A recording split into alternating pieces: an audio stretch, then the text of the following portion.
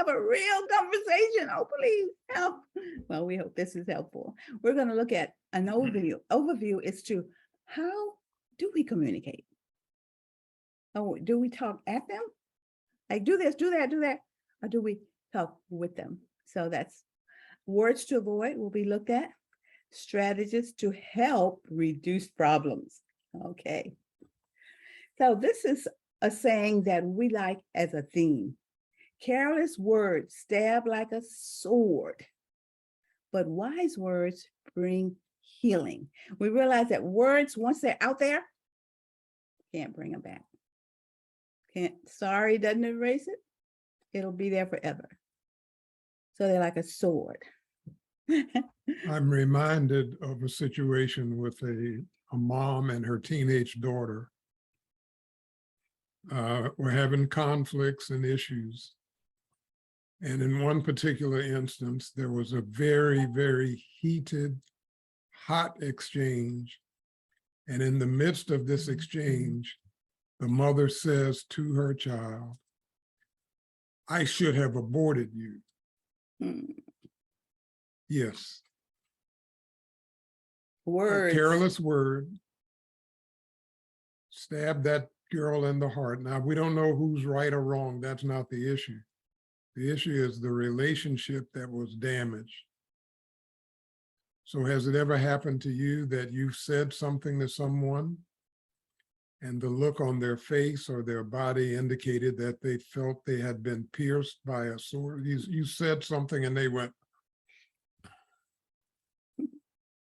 Has it ever happened that someone has said something to you and you felt as if you had been injured physically? You felt a physical pain in your body. Has it ever happened that you've seen someone that looked like they were down and out on their last leg and you said something to them and right before your eyes, you witnessed, quote, a miracle, a refreshment based on what you said? And likewise, have you ever felt down and out, lousy, rotten, and someone said something to you and you felt regenerated in your spirit, in your body, in your soul? Words have power. And when we talk about communication, I like to keep in mind both the relationship and the behavior. So that is the relationship you have with your team and the behavior that gets your attention. Okay, let's take a closer look at our team now. What do they need? What we just talked about was they need to hear words that heal. Many times we get upset and say things that we are sorry about later. And it doesn't help the relationship at all with our child. Need words that heal. So a lot of times it's amazing how many people are quick to equate their children with themselves. One of the areas is your room. Have you ever thought about your child is 2 years old or 13, and they have a room that is designated theirs? There's a problem with that psychologically, emotionally, and financially. They need a place to sleep and a place to store things. But you're the one paying the mortgage or the rent. They're not paying it. So I like for the parents to consider something other than go to your room. Something else. They need boundaries, they need limits, but their own room, just think about it. And then I think about what can they do in that room? What do they do? What do they do in that room? Especially with locked doors. You know, if you're gonna designate them a room, no locks on the doors. They can be disrespectful and even disobedient. I should qualify that unless they need locks. And if they need locks, you should know about it. Mm-hmm. and know how to unlock that lock. or how to address what causes them to need a lock. Mhm. Need parents who adapt to changes in their relationship. So relationships change as time and situations go by. We relate differently to a newborn than we do to a toddler. We relate differently to a toddler than a 2 or 3-year-old, to a 6-year-old. As the child matures and grows, the relationship changes. Now, this one is really dear to my heart. It says needs acceptance of their personality differences. And I think when I took a seminar on temperaments, that's when my life changed. It helped me to understand that every one of us has a different personality. I mean, they're just basically 4 personalities, or they're a combination of them, though, see? And we need to understand how that combination works, understand what the dominant qualities are in those personalities. And I thought that helped me so much. And after we do the last one here, I have a few slides I want to show you. And in your handout, I got very specific about teens and their characteristics. And I'll show you down here at the bottom of your page. When you receive it, you're going to see all of the different temperaments, the personality, same thing, that your child has. And you can go through and say, oh, I know. That's Sam, all right. That's Susie, whoever it is. And it helps you to know how to communicate to that particular child. This helps with understanding the relationship and the behavior. I like for relationships and behavior to be balanced, whatever that balanced configuration looks like and feels like. But you know when things are out of balance. And parents, what do you think parents tend to focus on more, behavior or relationships? You can answer that. Somebody can answer if you like. Relationships, I think. You think relationships, okay. Good. Behavior. It seems in most groups and organizations and businesses and families, there's a greater emphasis on the behavior than there is the relationship. Not understanding that the behavior often is an expression of the dynamics of the relationship. So we learn certain skills through communication to enhance the relationship, which can have a direct effect upon the behavior. And the last one, they will, not just me, really, they will test our limits. So we have to remember to say what we mean and mean what we say, because they will test us. Now you get angry and you say something like, you'll never look at TV anymore this year. You're just throwing out something, you're upset. And children, they know you don't mean that. Or they will test it to see if you actually meant it. Oh, the TV, what did I tell you? And then there's a battle going on. So I wanted just a few minutes to go over this, because this is a whole seminar in itself. It takes an hour and a half to do it. But I put in your handouts specific characteristics of each temperament. Now let's look. There are 4 types of temperaments: extroverts, and then you have the introvert. And see, when we understand what our child, we don't go around saying, well, they're shy, or they're bad, or they're loud. We don't give those kind of descriptions to our children when we know what they are. Extroverts are they introverts. So the extroverts are sanguine. They like to have fun. Cholerics want to be in control. The introverts, melancholy, wants perfection. Phlegmatic, wants peace. So when I had my first child, he was phlegmatic. He never said no. He was very peaceful. He wanted to have peace, so he didn't upset anyone. So if I had stopped there, I thought, oh, it's so easy, this parenting thing. All you have to do is tell your child what to do, and they do it. I thought I would have been like, I'm a perfect parent. I had a perfect child. So that didn't happen. My second child came, and she was loud, full of energy, and she said, I'm here. Here I am. And her favorite word was no. No, do this, no. So that was a big difference. And then my third child came, and she was an introvert, a melancholy, a perfectionist. It was the calmness she brought to the house. She was so perfect that she slept the whole night when she came home from the hospital. She's amazing in everything she does. Has to be perfect.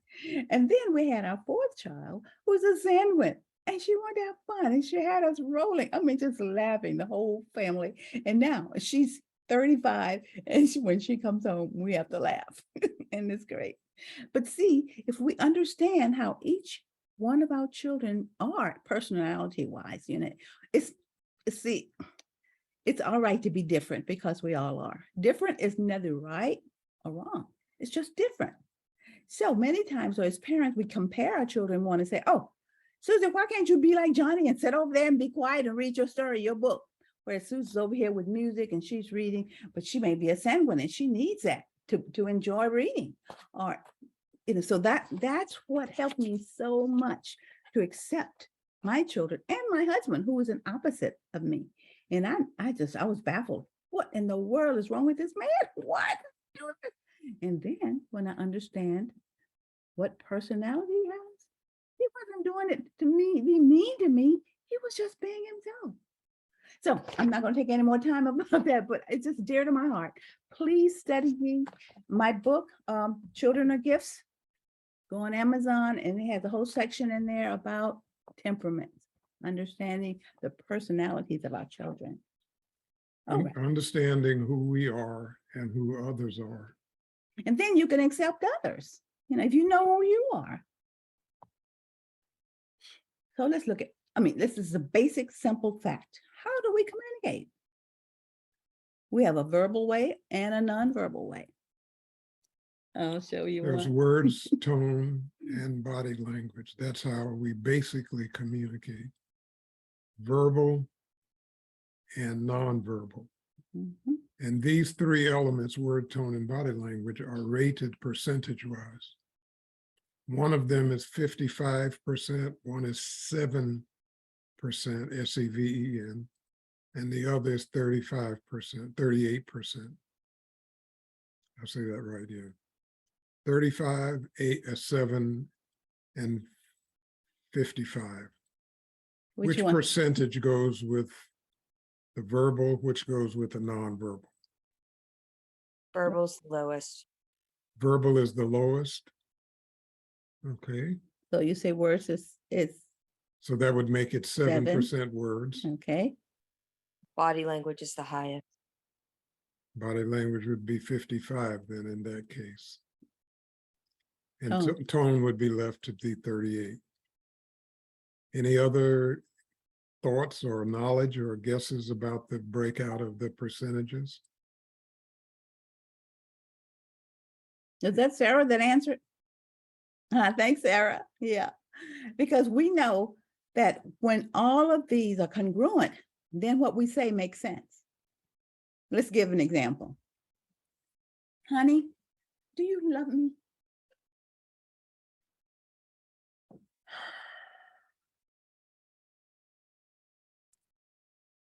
I'm gonna tell you one more time. Yes, I love you. I told you on your birthday. Keep asking the same question. Do you? Well, The answer is the same. Yes. What do you think? What do you think of that, Sarah? Do you believe Mike? that? Is that a good example, Mike? I don't feel very loved with those expressions, the tone, the body language, And think the about word. your teens. When they come to you and ask something or make a statement, be careful with that sigh and that eye roll, because that's sending a message. So let's do this another way. Honey, do you love me? Yes, dear. Yes, that's better. And no matter how many times your teen comes in the kitchen, you're trying to cook, Mom, do you love me? Just want to hear it. All you have to say is, yes, I do. And that's a simple thing, but it's powerful. And you can find to to break up the predictability, you can find different ways to say or to spell yes. Be creative in your response and let them know that you are flexible. Does that help any? Yes, you are great. Yes, that's so. Send them a text if you got the time, minute to do that. And there's a number of ways to do this. But words, tone, and body language are the essence of how we communicate everywhere, not just with our teens, but with all children, adults, workers, co-workers, members of your clubs, fraternities, sororities. Mhm. Yes. The 500 most common words in the English language have about 14,000 different definitions. So So, when you say something and you mean a particular word or meaning, it may mean something else to the other person. For instance, if I said, did anybody see the hogs the other day? What am I saying? Do you know what I mean? what could he mean? What are different meanings for the word hog? Okay, let's just go through them right quick. It could be football, the front line of the Washington Challengers. Warriors, what are they? Commodores. Commanders? Commanders, I Whatever. gotta get used to it. It could be an animal, could be a greedy person, could be someone riding motorcycles, could be someone hogging the road. So just because a word has a certain number of letters and definition, it may not mean the same thing to you as it means to the other child or to the other person. And we're learning all the little things that are different now in our society, the words that we've never known before. I mean, words like Zoom. Yeah. A couple of years ago, No such thing. Zoom meant speed by the speeding down the road or something in a car. Okay, let's think about it. Okay, so we know we use words, tone, and body language. Our child has come home late and he has to do his homework and he has to eat, and all these things have to happen. What is the first thing we need to do? In order to control, the only person you can control on the planet is yourself. And the best way, the first way to get control of self is conscious, intentional breathing or diaphragmatic breathing. So if someone says something, and there may be a cause for people to pause before they speak, better to be safe than to blurt something out and be sorry. Mhm. So when you breathe, make sure when you inhale, which way does your stomach go? Which way is it supposed to go? In or out? It's supposed to go out. It's supposed to go out. Mm. That's the correct way to breathe. A So- lack of controlled breathing limits the lack of solutions that we can access from the brain. You were gonna say? When you're so upset, you paralyze the brain. It has all these things about us doing the crazy things that you're thinking about. It enters into competitive mode. So when we're breathing in, our bodies can relax and we can be creative rather than screaming and howling at our child. So I came home one night very late, 10:30 or so, busy day, tired, exhausted. At the time, our youngest teenager, she was in the 6th grade, I think. She was up at the kitchen table here we're sitting at. I walked through the front door and I'm exhausted and I look at, and she says, "Dad, I need help with the math." So I rolled my eyes and sighed, and then she immediately began to apologize. "I'm sorry, I should be able to figure this out on my own. You're tired, you had a hard day, you go to bed." And I said, "I apologize for sighing.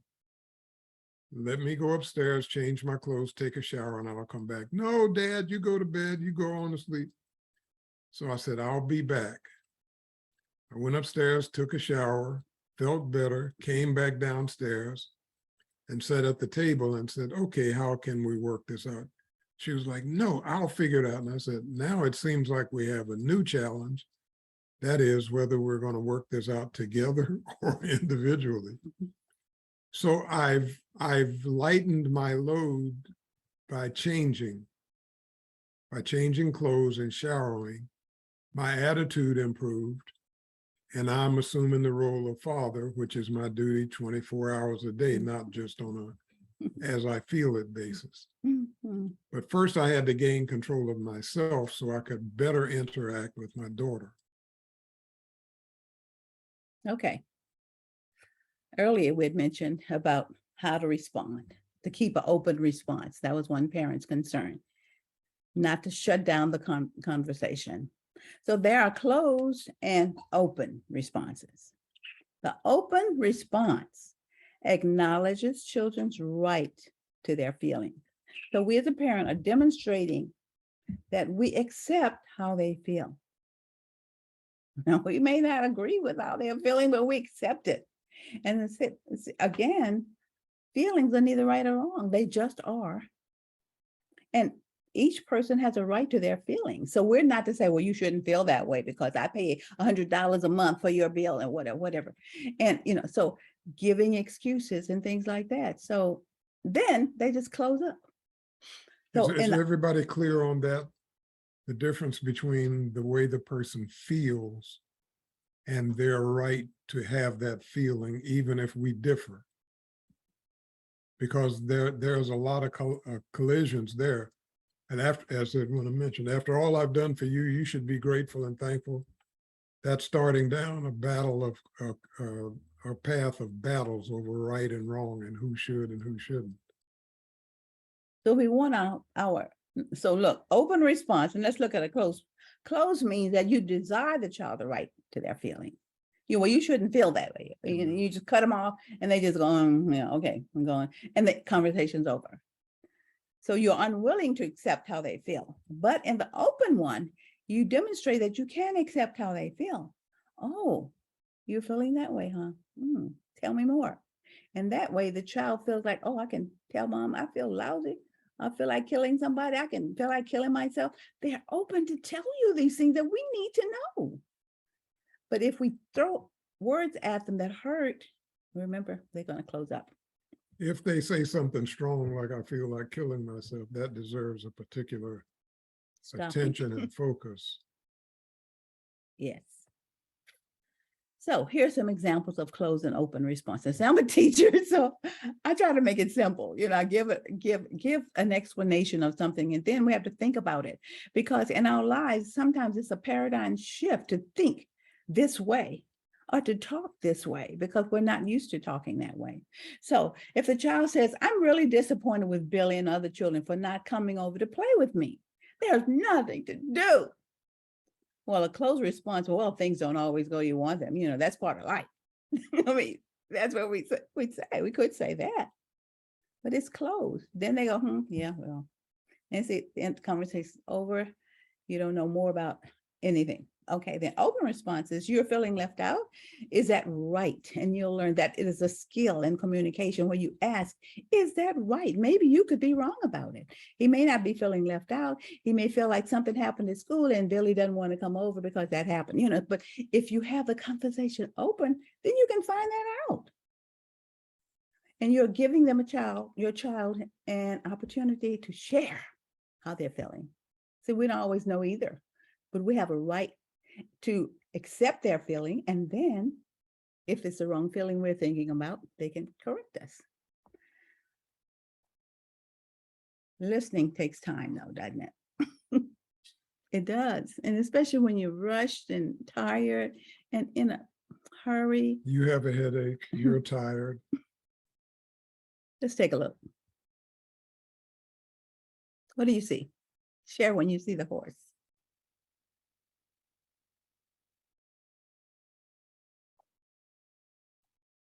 Do you see the horse? You can just raise your hand if you see it. What do you see? Frog. A frog, okay. You see the horse?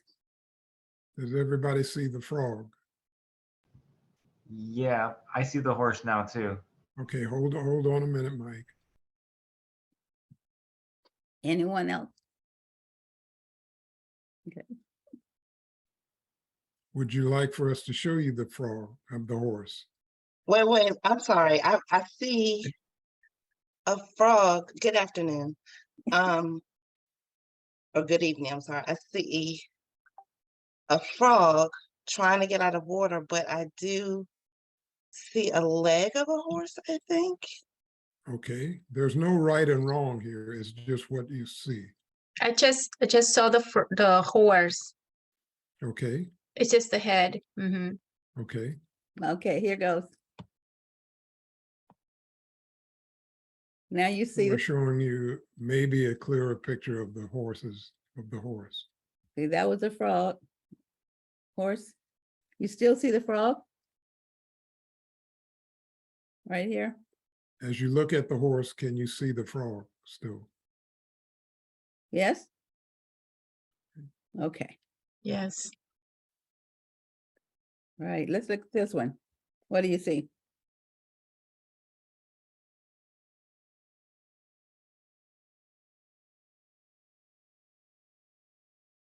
Just the tree, dried tree and a couple Mm-hmm.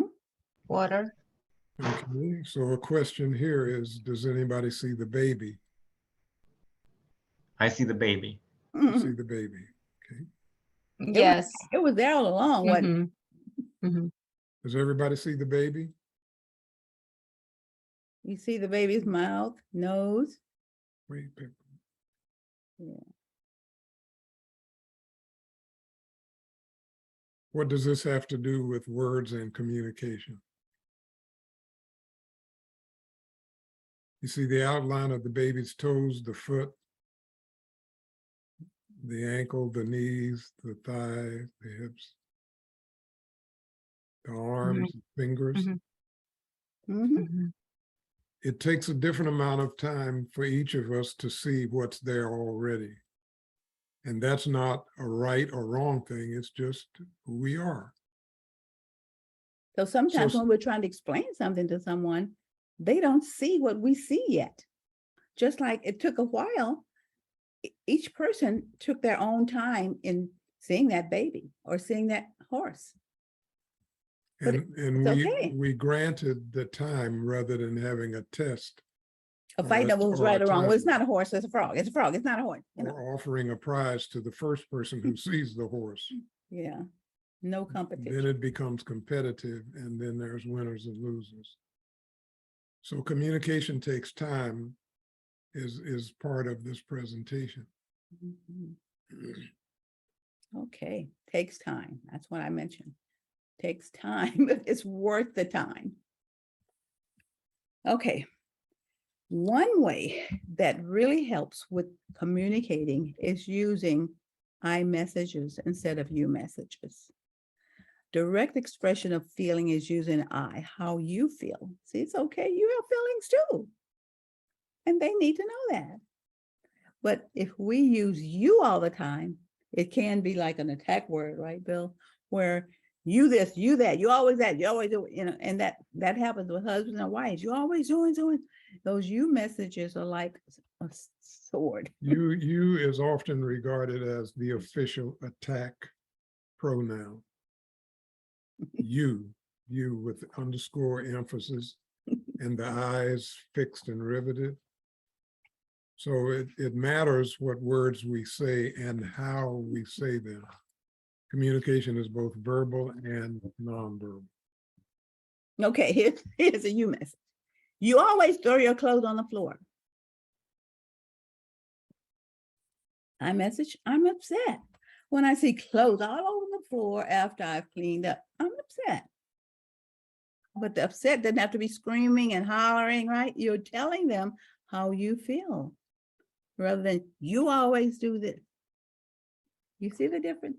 When we focus on the relationship, we think about what is the experience what is the relationship going to be like when this experience is over? Mhm, At mhm. the end of the discussion, the argument, the homework, the TV, the screen, when this matter is addressed and resolved, what will the relationship be like? I am upset when I see clothes on the floor. See, then it's open for you to discuss, what can we do about these clothes? And the child is there, open to express those things. Are there any questions about this strategy? Any comments? Let's look at another few more, and then maybe it'll clear up. Some of these statements: you're rude, you're mean, you're bad, you're disrespectful, you're naughty. It's name calling. These statements are you messages that puts a person down. Instead of describing the behavior, we're labeling. And then this is the most important thing to remember in iMessages, they focus on you, not the child. They do not place blame on anyone. And they show respect and let you be honest about how you feel and what you want. We need to let out, we don't let them get away with anything if we're able to communicate and talk to them about it. They know what we want, what we expect, and things can roll much smoother when they know what we expect. Now, here are more. The child was supposed to wash their hands. I want to tell you about this book because it's in your handout too, and in a few minutes we'll be referring to some of the things they say. But the Parent's Handbook is a book that you want to get. It's an old book, but it has fabulous illustrations in it. Okay, so children were supposed to wash your hand. Look at this lady. This is a wrong way to respond. She goes, "You call that clean? March in there and wash your hands again." It's a wonder, how would we respond to our guest if that happens? How would we respond to this? Who wants to give an I message? When you call that clean, you know better. That's a you message, putting them down. What's good I message we could use? Who wants to do it? Mike, you want to try? All right, maybe like I like to see clean hands. I don't know. Mhm. Show me your hands. I don't know. Yeah. And we think about how old the child is. And if they're young, you say, "Whoa, well, let's go see what we need to do to get clean hands here." See, that's a little bitty one. Be careful in this type of situation that you avoid turning the schedule over to the child. Well, we're not going to eat until your hands are clean. What did you just You do? just put the child in charge. You follow that? Mhm. We were somewhere the other day and a couple did that with a 2-year-old. Well, we're not going to do this until you do that. And I'm like, you just put them in charge. Unless you're not going to keep your word. That you change your mind. All right, you always make me late. That's a you message. What do you want to happen? I want to be on time. We need to do this. I want to be on time. Rather than screaming and hollering. And see, especially what we're getting ready to go into now, is something that really we recommend having family meetings. Because in a family meeting, you're able to affirm the child, affirm what's going on. Then you're able to talk about your expectations, go over them, and they know what you expect. And then if they don't do what you expect them to do, there are consequences, not punishment. So we're going to go into that now. What makes a child misbehave? Dinkmeyer, person that wrote this book, Dreykus and McKay, they help us understand that children have goals, and their goals come in this form. They want attention. They want power. They want revenge and display of inadequacy. So he feels like, if I can be noticed, I'll feel okay. Now that means what? Misbehavior. In some cases, children have to misbehave to be seen, to get any kind of attention.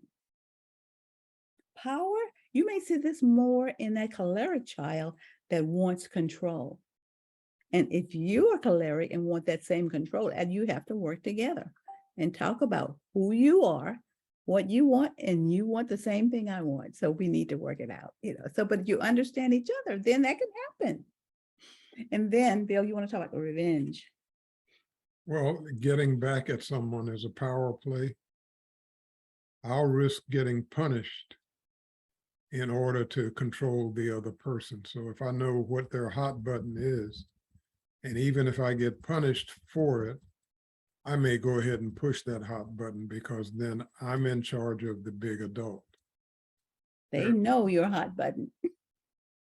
Are you aware that you have hot buttons? And are you aware that your children probably know what they are? And they can push them anytime they want to. So there are some responses to the hot button issue. Then a display of inadequacy.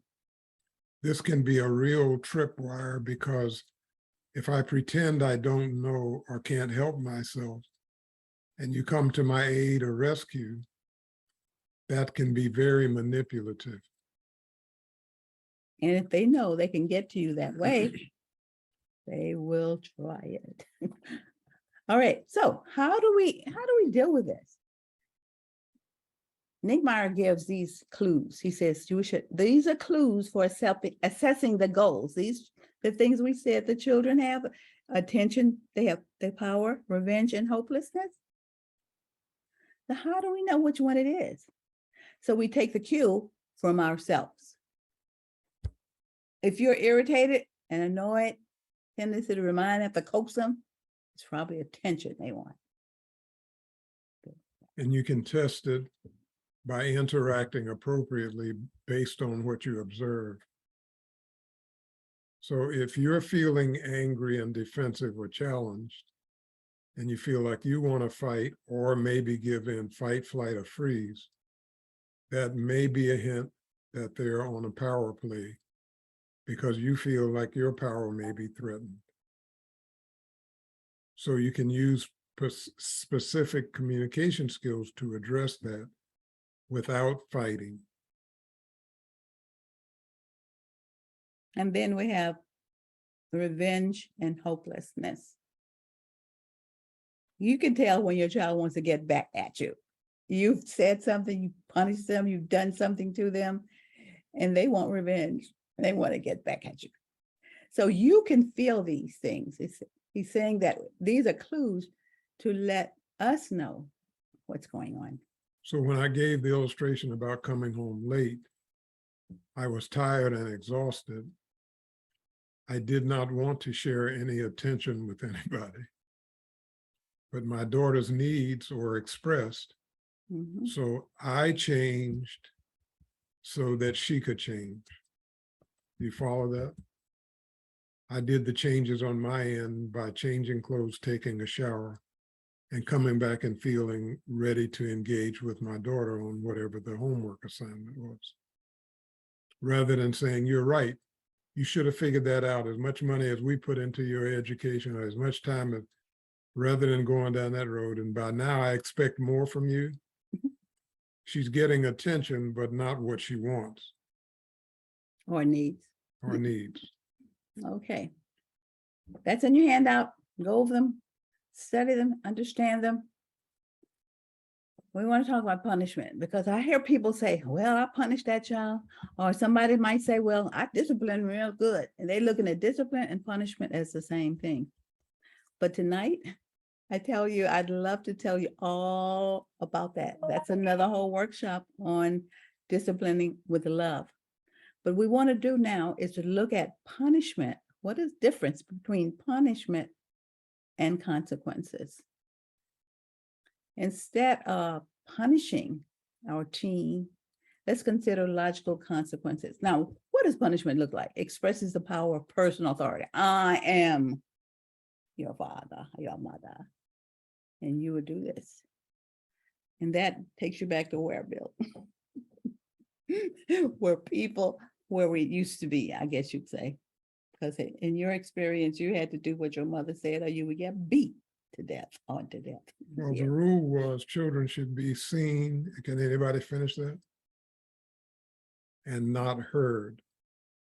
So you did not have a voice really. It was all about authority. And I understand the social And see, psychodynamics. that of was it. in the old, you know how old we are, you can tell. This That was was during Jim Crow era. when people express that way. Children are to be seen and not heard. But in our society today, they are there. But the important thing is, how do they behave while they're there? And as parents, we're the one to teach them how you behave when you go wherever, and how you behave at home, how do you behave at school, all of those things is up to the parent. All right, so let's just go back to punishment. Punishment does, what I like to do is give illustrations of things. It's helpful to me. I hope it will be helpful to you too. But let's look at punishment. This is going to be expressing personal power, control, arbitrary, barely related to the situation. And you know that, the child does something and you say, well, for a week, you can't go to so-and-so, or you can't look at TV. And it has nothing to do with TV. It's just arbitrary, and it has nothing to do with it. So they just get all frustrated, mad, and angry, and everybody's angry.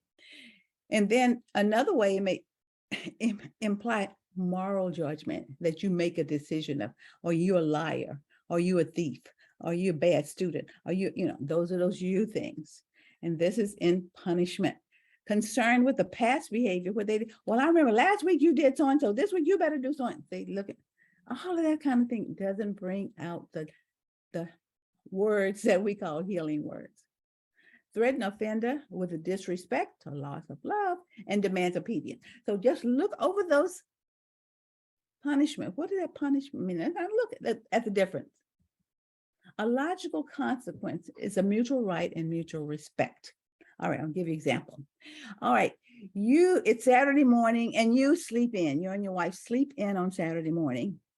And all of a sudden you hear this loud television in the next room, and your child has it up to high as it can go, and you're trying to sleep and you're upset. Okay, now let's look at, if we're going to do punishment, express power, authority, scream out something that you know they can't do, or are we going to have a mutual respect? So expressing power, we could say, you woke us up, we sleep, you know we sleep late in the morning. So you're not going to look at TV anymore this week. Cut it off. Punishment. They're mad, they're angry. No love there, no healing words. Okay. You woke us up, son. We were trying to sleep. You can go downstairs and look at television. I'll cut it off. Many times it's good to give them choices. But they make the decision, and then everything is, do you see a difference in using a logical consequence than screaming at them? Let's look at another one. This one can happen is with the teenager. Okay. Your daughter likes to throw her clothes on the floor when she takes them off. She just throws clothes, son, where? And clothes are everywhere. And so you want to tell her that tomorrow I'm going to vacuum the whole house. So if you want your room vacuumed, your clothes have to be up off of the floor. So you told her what you expect, right? Okay. Now let's think about punishment and logical consequence with this. She has the clothes everywhere. As a punishment, we could easily think of things to tell her and say to her, make her feel like she's a slut, you are dirty, whatever, you don't put your clothes. I mean, yeah, that's a heavy one, right? Or we can say, I'm going to vacuum tomorrow. So that means your clothes need to be picked up. Or if they're left on the floor, if you decide to leave them on the floor, there are two things. I can put them in a bag and put them down in the basement, or we can put them in a bag and give them away to Goodwill. What would you rather happen, Goodwill or the basement? I don't want anything to happen. Well, okay, great. I didn't think you did.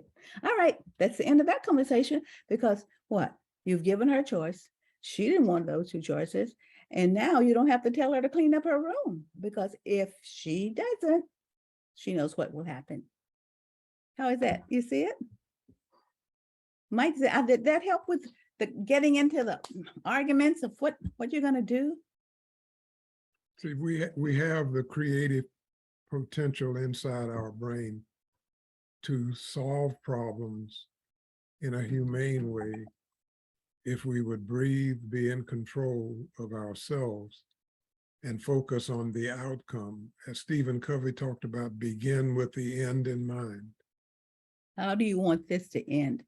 Do you want your child to go to bed angry at you and you're angry at them? Or do you want to have a pleasant evening knowing that you understand each other and you know what you expect from each other? So one illustration, a mom with a two or 3-year-old, the child wouldn't pick up his toys after play. Mom is really frustrated and is walking down the path of power play. So what we do is we look at the situation. The situation generally presents us options. So the situation is the child won't play. I know this is not a teen, but You can can go with make the it- car with the team. make it appropriate. So just take the toys and put them away yourself. And when the child gets ready to play, he can earn them back. But he has to put them away after the playing with 2 of them. This can be rather- related to rather than technology. putting- Someone wanted to know how to deal with technology too. Limit their time or reward their time and what they can watch, what they can play, what they can do.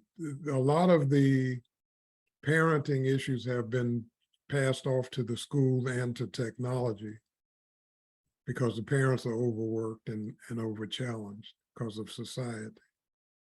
So we make a distinction between our role as parents and the relationships we want in our family unit. Any questions here? And as I mentioned earlier, having a family meeting helps work out these things because they don't become a surprise. You know, certain things you know you want to happen, when you've talked about them ahead of time, they will know what the logical consequence is going to be. If you have a child who wants to be on his computer so many hours, you know how many hours you allow. That's clear. So he says, okay, how many hours are you going to be on the computer? If it's 2 hours, all right. So at 2 hours, he knows what you expect. And what do you do while you're on the computer? Yeah, and then talk about what you're going to be doing. What are you going to be looking at? Why are you on that computer? Are you doing your homework now? When are you doing your homework? You know, those kind of things are talked about. And then the child says, well, I'll do my homework first and then can I do so and so and so and so? Then is that an agreement with you? Then Is you don't it- have to fight about it when he stays on the computer longer. He already knows. If you stay, you decide.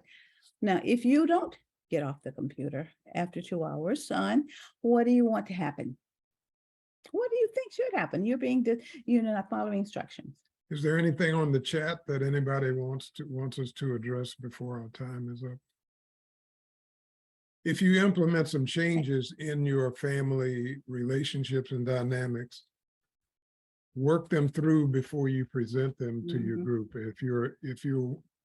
If your partner, your spouse, your significant other is part of this family arrangement, talk among yourselves before you present it to the children, teenagers or young adults. I've worked with parents whose 40 and 50-year-old children still live with them.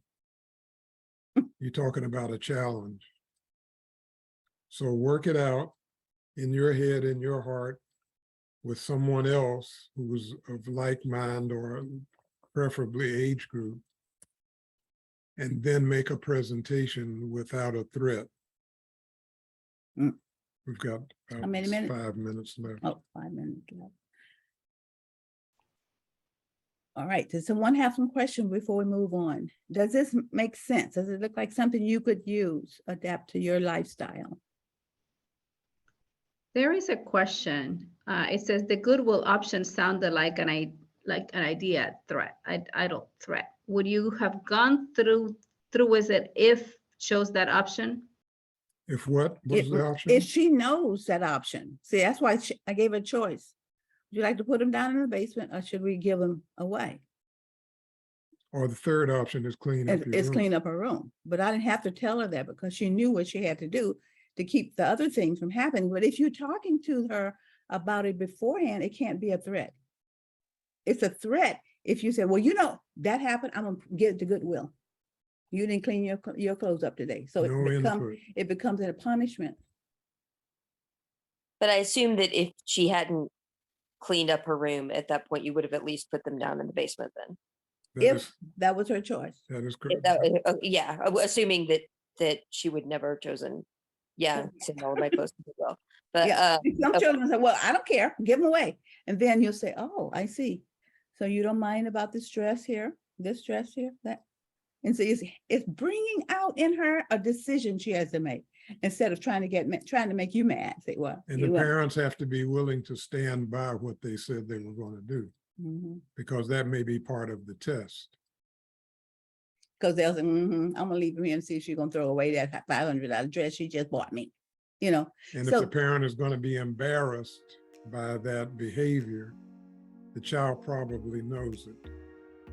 They know what they can do to get what they want. That's why we're saying it's so important to talk about what you want, so they'll know ahead of time.